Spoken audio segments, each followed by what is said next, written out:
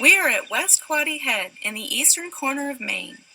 The tribal name of the American Indians living here is Wabanaki, which means living at the sunrise. And they are. This is the most eastern point of land in the United States. The sun rises here before anywhere else in the country. The West Quoddy Head Lighthouse was built in 1808. Its light and foghorn continue to keep ships from crashing into Maine's rocky shore. Some people find foghorns annoying, but my grandfather didn't. He trapped lobsters near here. On a foggy day, he liked to say, there is no prettier sound than a foghorn's moan. The northeast coastline is dotted with harbors, where boats and ships can anchor safely. These harbors weren't always here, however. Long ago, this coastline was smooth.